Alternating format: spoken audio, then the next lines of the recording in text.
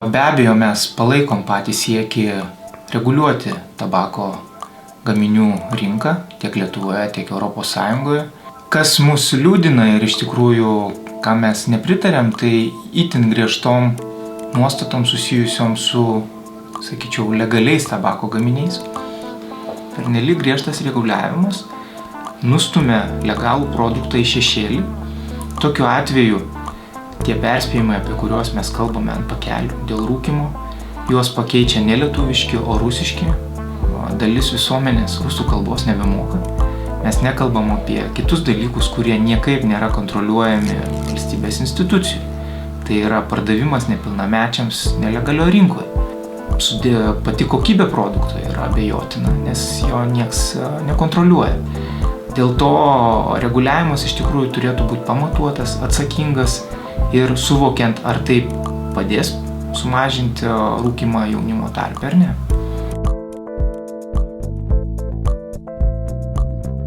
Galima brėžti kelias prognozes.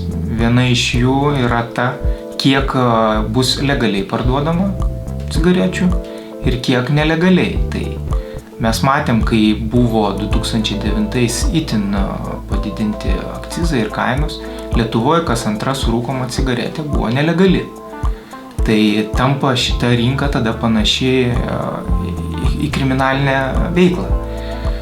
Mūsų nuomonė, tam tikri direktyvos reikalavimai iš tikrųjų nustums nemažą dalį rūkalių į šešėlį.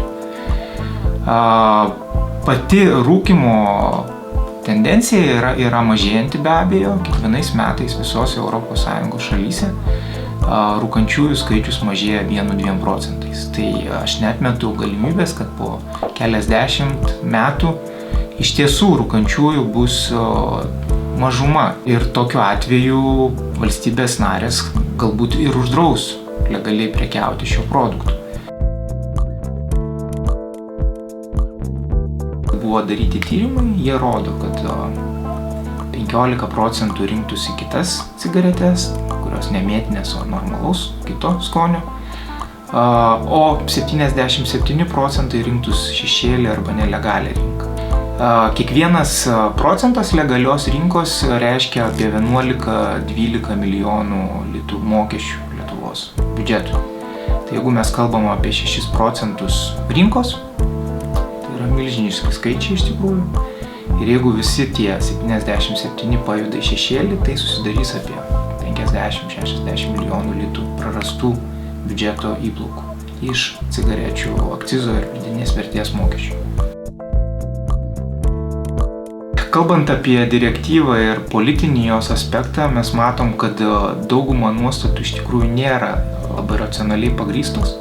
Tai yra populiari tema, kurią galima iškelti rinkimų metu. Mes matėm, kad bene aršiausiai už naujas nuostatas pasisakė kairiųjų atstovai, tai yra socialistų frakcija parlamente. Socialistai jie apskritai yra už didesnį valdžios reguliavimą, didesnį valdžios kišimąsi į privatų žmogaus gyvenimą.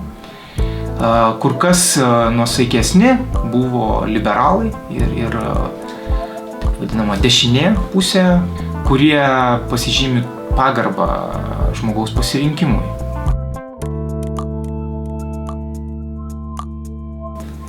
Aš pats asmeniškai dirbu tabako kompanijoje, tačiau niekada nerūkiau ir net neturiu planuose to daryti. Mano nuomonė tai kaip tik ir pabrėžia tabako kompanijų liberalumą ar požiūrį, jog rūkymas yra kiekvieno žmogaus apsisprendimo reikalas. Mūsų nuomonė, rūkymas yra viena iš tų sričių, kai žmogus renkasi, o ne valstybė nurodo, ką jis privalo ir gali daryti.